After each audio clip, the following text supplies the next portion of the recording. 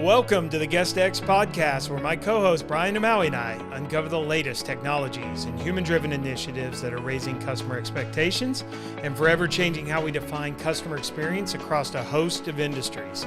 If you are passionate about creating incredible content and unique experiences, join us as we talk to leading product and experience experts across the globe and learn about how today's most successful brands are setting themselves apart from the competition. Welcome to the GuestX podcast, the second show of the week already, Mr. Brian Amaui, Mr. Guest Experience, my co-host here with me. How you doing, bud? Good. It's been a busy week. It's been a crazy week. Well, you guys are still, we talked a little about the storm, but then we got off. Did you have any damage in any of the properties or anything like that? Honestly, we fared really well. I think it was, the coast got hit so hard. Yeah. By the time it got to you, it was just a lot of rain.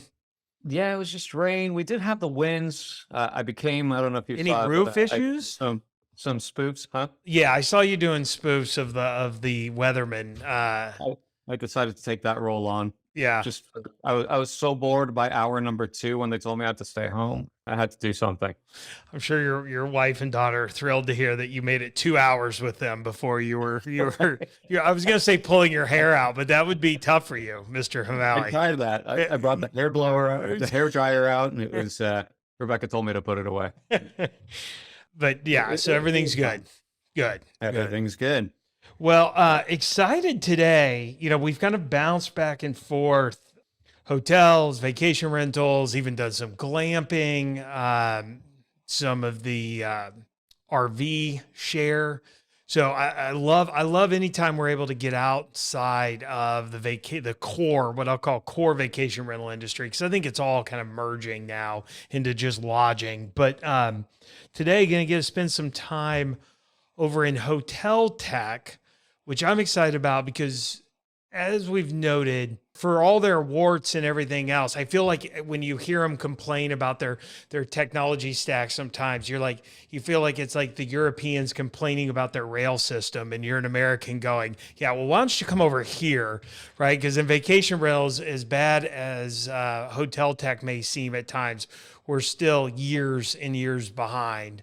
But excited about that because it's really so instrumental now to the guest experience in many ways. Now we don't even know that we're interacting sometimes with the hotel tech stack. So it should be really exciting. I think it's a fascinating side of the industry. We learned so much from those guys. I think all of the tech that we built has been based on the hotel technology that they've built. We've taken it on and said, okay, how do we apply this to vacation rentals? So, and they get a step on the landmines. That's how I feel. It's like, you guys go ahead. Yeah, it's all good. Just keep going. We're going to watch where you walk here. But no, that's right. There's nothing that at least hasn't been based in principle, I think, on things, even the doors, the door locks and the automated, check-in process, which is interesting now because I feel like the vacation rental industry has actually gone past hotels where, you get complete virtual check-ins where really hotels, they can't seem to get past some barriers there. But yeah, same thing with guest experience, right? Personalizing guest experience. We've had to do it on a hyper level. Yeah. Yeah. So why don't we introduce today's guest? Let's do it. Let's get into it. Good. Today we have Steve Carran. He is the director of sales for Stayflexi, a Y Combinator-backed company. Steve came to Stayflexi to help revolutionize the hotel tech stack and bring a more modern operating system to independent hotels. Steve is also the co-host of the Modern Hotelier podcast, where David Milley and Steve get to know hospitality executives, personalities, and influencers to talk about the latest trends. Steve, welcome to the show. Thank you for having me, gentlemen. I am excited. We are really excited to have you today. Absolutely. Our audience is obviously in the hospitality space. A lot of people may or may not know you, but for those people that don't know you, why don't you give us a little bit of your background, where you came from, how you got into hospitality, and what you're doing with Stayflexi? Yeah. So I graduated college and was working for a larger company called Corporate Executive Board. They got bought by Gartner, and it just was too big of a company for me. I like the smaller companies. So one of the guys I was working with, his brother was a VP at a smaller a content aggregation company that had an opening in the hospitality space where I would sell advertisements in this newsletter to hospitality folks. So that's how I got into the industry. I worked there for a few years, but really have always been fascinated by technology. So I found out I liked the hospitality space and I wanted to get into the tech side of that. So I kind of looked at different companies around there and fell into Stay in Touch, a PMS company out of Bethesda, Maryland, and just fell into an amazing team there that really helped me grow. And not only did I learn the industry, but also learn the technology that kind of goes behind all that. And really, I felt grew my passion there. And then last August, CEO of Stayflexi contacted me, Venkat Sakamuri, and they were looking to grow their presence in the US. So came over here to be the director of sales since last August. And then around February, we started the podcast, The Modern Hotelier. So it's been a great ride so far. It's been awesome. That is pretty cool. So tell us about Stayflexi. What do you guys specialize in? What is it exactly that you guys do in the hotel space? And kind of give us a little bit of background on what you guys are working on into the future. Yeah. So it all started, our three founders worked at Oracle together on the software development side, and they traveled a lot. And one thing that they could never do was when they landed, they could never check into their hotel. They always had to wait till the check-in time. And that just really annoyed them. And they were looking at other solutions out there, like what's a flexible solution where when I land, I can check in early and I can, kind of check in, check out when I want to. And they didn't see much out there. So that's kind of where the concept of Stayflexi came from. They wanted a truly all-in-one system that was flexible enough to handle the change of the guest experience that's happening. So Stayflexi is a truly all-in-one operating system. You have the property management system that handles the check-ins, checkouts, all of that functionality. Then we have a built-in POS if you have a restaurant, any shops, grab and go stations. We have a built-in channel manager, and then we have a built-in flexible booking engine. We do a really good job with hourly functionality and experiences.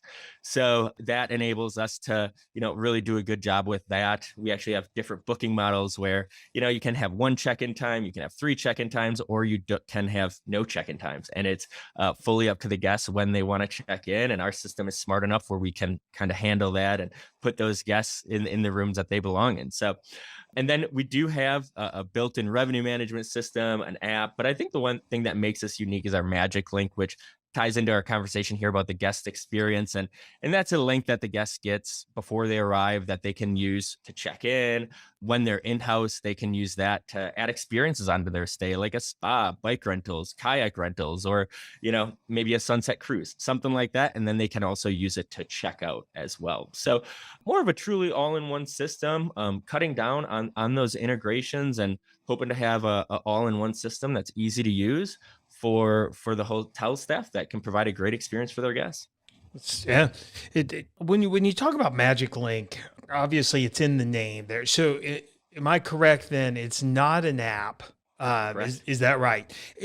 Tell me about some of the thought process there, because I think that's one of the debates that has been raging in hospitality for some time now, right? Is the app fatigue versus all the benefits of an app, which there are, right? You can geofence people. I mean, there's functionality that you can only get in an app, but that's not helpful if people won't interact with them. So I feel like it's this big debate going on right now. Yeah. I feel like part of it is it needs to be easy to use, right? And downloading an app, sometimes your phone's, if you feel like mine, all the data is used already, so I have to delete 4 apps to download that new one. But making it easy to use and giving the guest a choice. I think that's a huge thing in our model, is just giving the guest a choice of how they want to experience that hotel or how that hotel wants to offer experiences.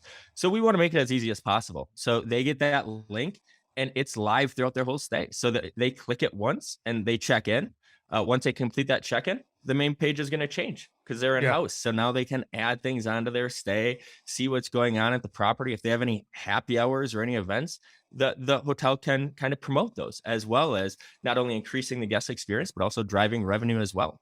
So, I think that's kind of the twofold experience, is making it easy and also giving your guests the choice of how they want to experience your hotel.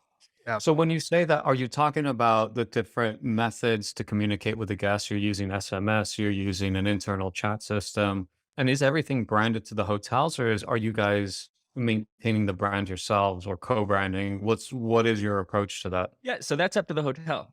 We we're pretty flexible in that model. You can keep, the Stayflexi green throughout the whole check-in and the guest experience, or you can incorporate your colors as well. Like I said, we have our own booking engine. So in our PMS, you can go and customize any color, the rate colors, anything you want in the booking engine to fit your color scheme. So you can leave it up to the Stayflexi green, or you can add your colors as well. Yeah, That's because I very think, Brian, we've seen that with the apps, right? Where initially, at least in the vacation rental side, and I don't know quite on how some of the hotel apps are doing it, but for a while there, I think of Glad to Have You, which allowed everyone to truly have like a white label app.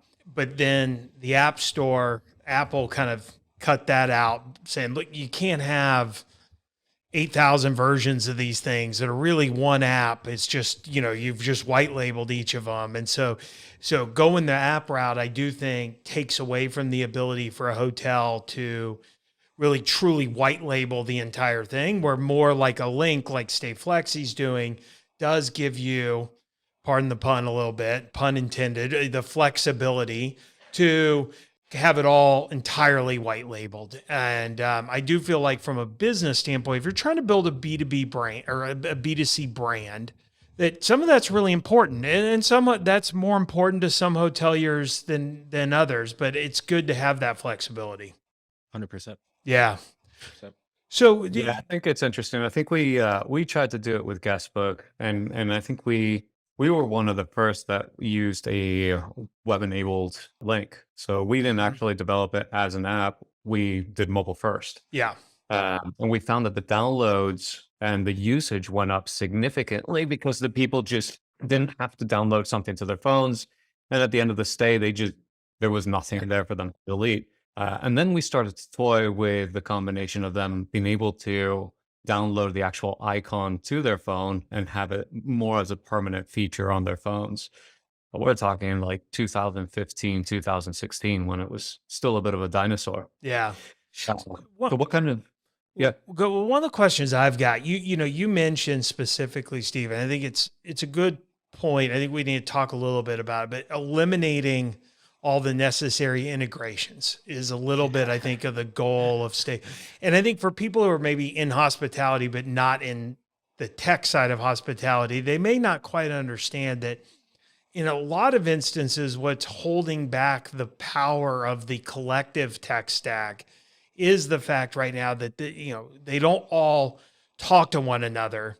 And I think in the technology world, across industries, there's always this debate. What you're building is a little bit more of a closed system. I'm not saying an entirely closed system, right? But it's the Apple model of we're going to do most of all of this and we're going to do it really, really well. Not that they don't have the app developers and that third party group, but versus just kind of this, we've got APIs with everything and it's all open and you can connect different systems and this and that.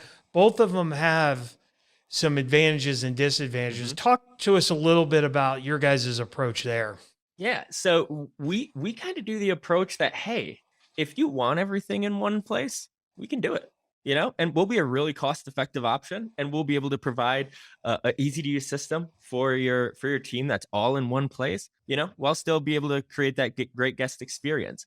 But, if you say you want to use, for an example, Synexus, you are dead set. You've been using them for years. That's great. We integrate with them as well. So, Okay. that's our thought process. It's if you want everything in one place, we can do that. But if you're dead set on another integration that's a must-have integration, that's fine. We'll work with them. But like the goal of us is just to help cut down on those integrations. So, if something does go wrong, usually with integrations, it's not our fault. It's theirs. And then you go to them and they say the same thing. And it's kind of that passing the buck, which is frustrating for hoteliers. So we're trying to be the easiest system out there to use, and not only to use, but also to work with as well. So yeah, no, it's great. If if you can have it both, because I do think you come across people who, for one reason or another, right? They love XYZ solution. So you don't want to create hurdles to Right. the adoption of your product over one or two things, but having that full solution or that full suite. So are you selling to your target? Let's talk about where the company is. We talked about a little bit earlier. So, Y Combinator backed, I think, early 2021. So talk to us about where you guys are in your evolution here. Exactly right. So we went through Y Combinator early 2021, graduated from that, which that's how we got our first round of funding. Then in June that year, we got our seed round.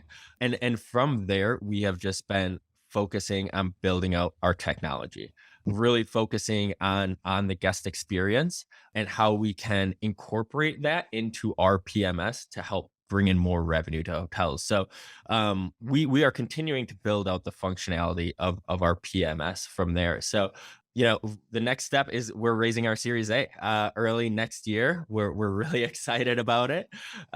So yeah, that's kind of where we are. But we're just we've developed our team, and I think we added a good number of folks to focus on even building integrations as well, because we want to have all those integrations so it's just easy to work with us. If you need an integration, we have open APIs, so really easy to connect to folks. I've got a question. Matt and I's background is really deep into the vacation rental space. We have a good understanding on the hotel space. One of the unique things that you guys have going for you as a solution is that you guys talk to both property managers in the vacation rental space. So you offer the software for them as well as the hotel space. How do you feel the two industries are interacting? Do you feel that the vacation rentals are coming ahead? How do we compare it to the actual hotel space? And that in turn, how are we doing with the guest experience from that perspective as well? Man, I mean, contactless check-in you guys have it down, right? I mean, you go to any vacation rental, it is, contactless. You're chatting with that person one-on-one, but there's not as much human touch in that. But I think the contactless and the ease of stay, if it goes well, is you guys knock it out of the park. I think the independent hotel space, I think, we're still kind of afraid to do that, to go full contactless. We want that guest experience. We want people talking. You want that human interaction with the folks. So I think you guys have contactless down. I think the independent space has I think it's going to be a fun 5 years. I think there's a lot of emerging technology that's coming out where there's a new term called phygital, which is a combination between a digital experience and a physical experience. So it's having that digital experience, but having that physical conversation or that physical touch in that transaction. And I think that's where the independent space is going to go, where we're going to automate more things with technology, but we're going to find out where that human interaction really is important and where we can drive that home. So, as far as creating an experience, to sum it up, I think, the vacation rental contactless, you guys are phenomenal at that, the best. But I think, independents are kind of finding that balance of how much technology we want to use, and we don't want to take away that human element. So I think, with the new technology emerging, I think we have a lot of opportunities, and I think we're going to see a lot of different hotels popping up, more using technology, some using less, but just a lot of different variants of hotels over the next 5 years. Yeah, I think for me, maybe short of Marriott, who's got a built a pretty big brand loyalty. But if I was a big brand right now, in the hotel space, I'd be concerned. I feel like the cost of entry is, the real estate cost is obviously high, but it's also, that's an area people generally feel pretty comfortable putting their dollars, because it's land. They're not making it anymore, right? And the chance that you're going to buy a piece of dirt that, if a deal doesn't work, that's going to have depreciated to nothing, is, that's not going to happen. So you've got some protection with the underlying asset, and people are seeking these unique stays. And we think vacation rentals when we say unique stays, but I think the independent hoteliers can really create some unique stay experiences. And we all know those big flags, that just, you don't turn that ship quickly. So I think it's just, it's a tough time for the big flags. Yeah, and I let you touch base on this, how travelers now want an experience. Yeah. They don't just want a hotel room where they're gonna sit in, unless that's what they want to do, just hang out in the hotel and maybe grab a bite to eat or something like that. But usually, travelers now want an experience, and I think that's what Stayflexi does such a great job with is we, do work with independent hotels for experiences, but we also work with glamping sites. We work with camping sites. We work with resorts. One of our glamping sites in California, they loved us because they want to promote their fires and s'mores and all the upsells they can do at nighttime around their community fire pit. And that's what they loved about us. So, it's all about those experiences. And I agree. Independent hotels have the option of what technology they want to choose. And they can choose those ones that are really going to impact the guests and the guest experience. So do you feel you guys are building, it sounds like, very forward-thinking technology? Do you feel that the OTAs in particular are able to handle those type of that type of development? Because, so for example, you mentioned being able to build out those experiences inside of your platform.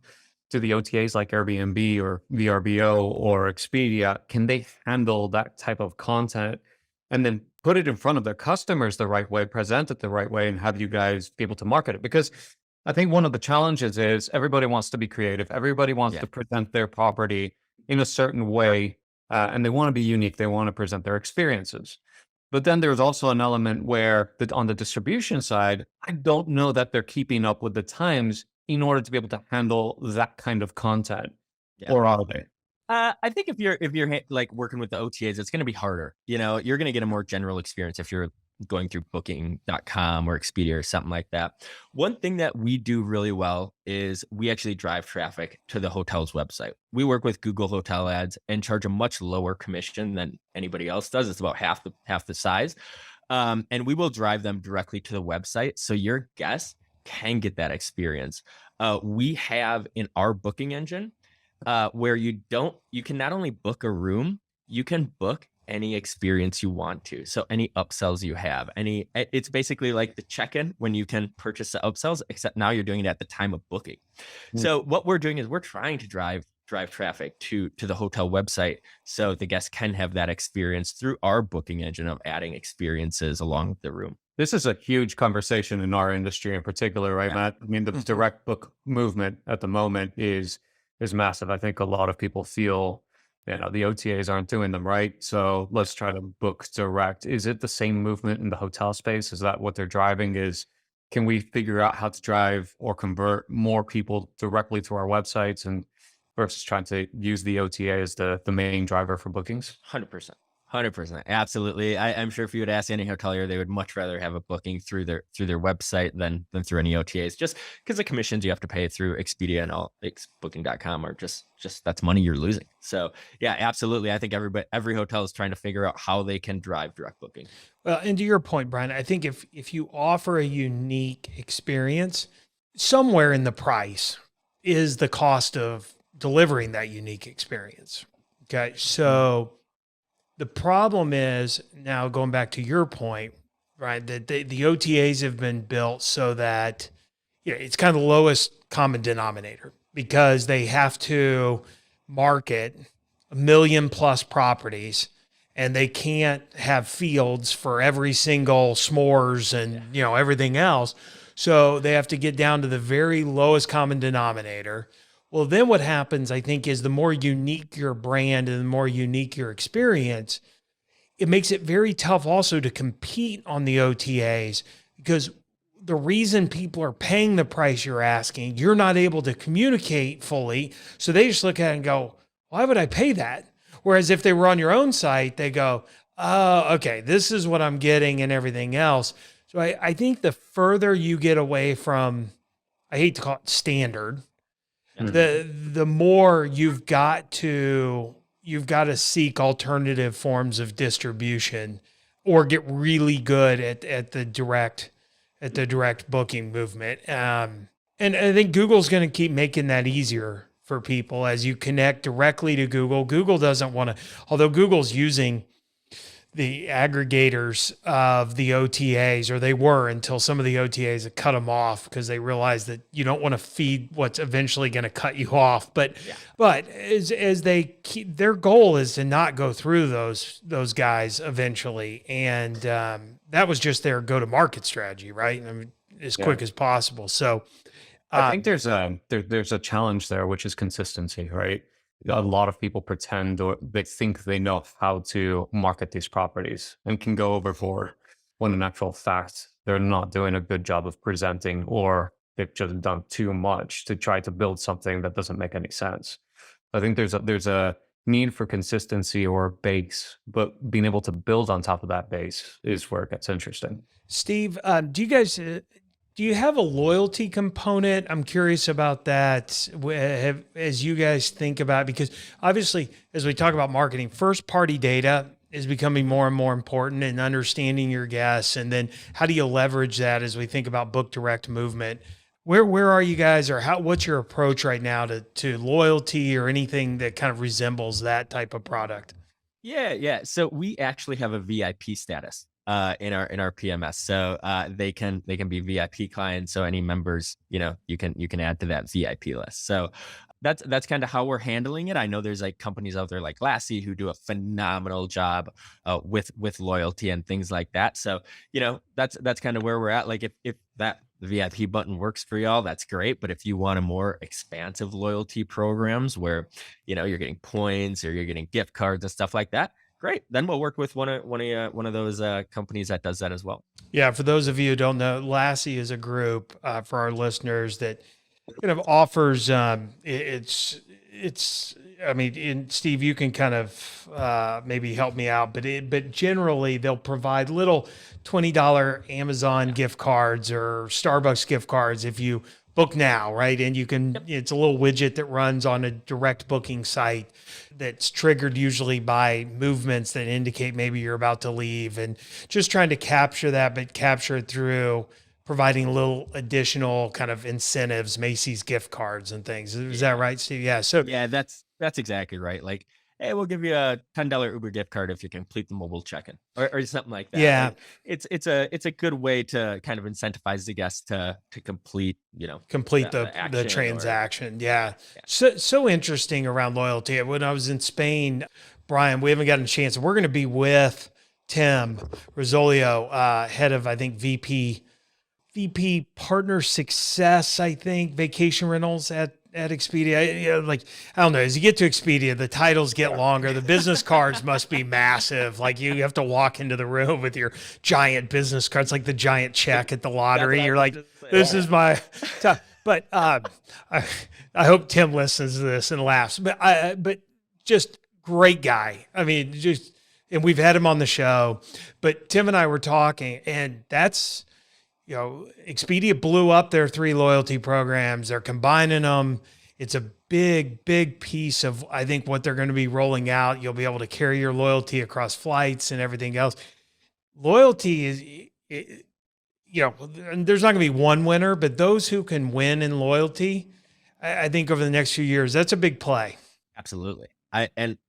I'm also curious to see how NFTs are going to affect loyalty programs, because I think that is going to be some hotels are already playing with NFTs as kind of their loyalty member program. So I'm excited to see where that space is going to go. I think there's a lot of legs there. So it'll be exciting to see where it goes over the next couple of years. Brian, we've now reached the point where I'm clearly old, right? When we start talking about NFTs, I might as well just sit here and nod and go, yeah. Okay, well, thanks for coming on to the GuestX podcast. There's so much innovation. We're starting to get left behind. Right. And it's actually really cool to see some of these companies coming up, because we always say, like, what's left to develop and to do in this space? And the truth is, I think we're just scraping the bottom at the moment. Yeah. We're just getting started with the technology that we've actually built is all fairly new, and it's already outdated. Yeah. And you think back 10, maybe 15 years ago when you had companies like HomeAway and things like that launching their PMS, and how now it needs to be completely revamped. And then you've got Stayflexi coming up, and they're telling us about all these fantastic features that they're they're building out. And so you start to think into the future and what are we going to be able to do? I think VR is going to be a really interesting component coming in. A lot of people haven't really talked about that side of the world, but I think there's some really cool stuff coming with the VR space. Yeah. I'm excited about it. You know, I think with like Web3 and NFTs and, you know, all that, I think we're kind of in this space where we're not sure how it's going to implement or how it's going to work with hospitality yet. And it's going to take kind of a little probably trial and error over the next couple of years to see how this works. And especially the metaverse, you know, on the podcast, The Modern Hotelier, we ask every guest, like, how is the metaverse going to affect hospitality? And we have people who are like, it is going to revolutionize hospitality. Hospitality is never going to be the same. And then we have other people who are like, it's not. Yeah. It's not going to do anything, Yeah. you know? So there's such a wide, I guess, opinion on how this Web3 technology is going to affect hospitality. And we'll see. It's going to be an exciting time. It's really, really cool. Steve, last question. I know we're running up on time here, and thank you so much, because it's really cool to hear what you guys are doing, and just some really smart people.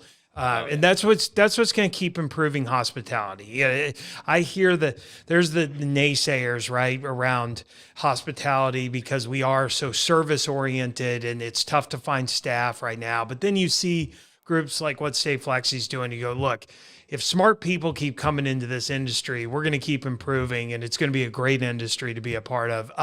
So looking forward, you know, is there certain things, you know, that you guys are working on? I know you mentioned it in particular, the Magic Link. I know that's a big piece, but what's kind of on that roadmap for Stayflexi? Yeah, so we're continuing to build out our system, right? Like we're looking for hotels that are technology focused, who are looking to increase the guest experience by utilizing technology. So what we're looking to do, the more hotels we get in, we're at 1,400 hotels around the world right now.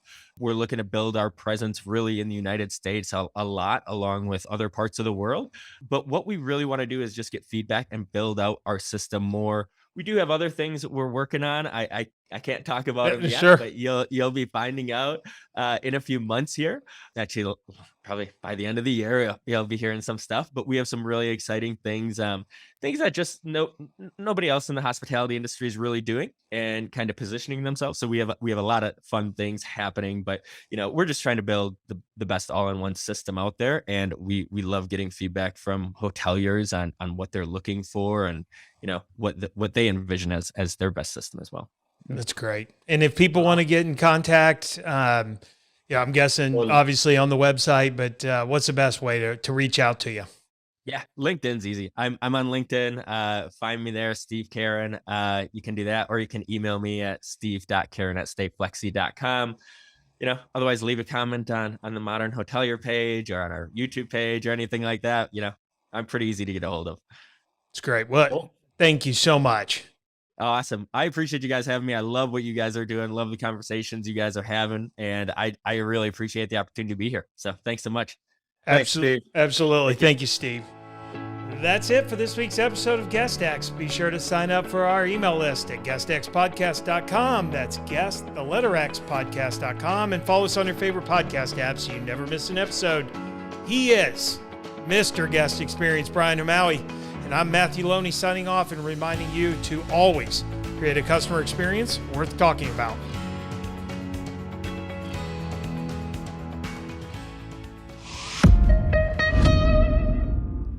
This podcast is a Hospitality.fm production.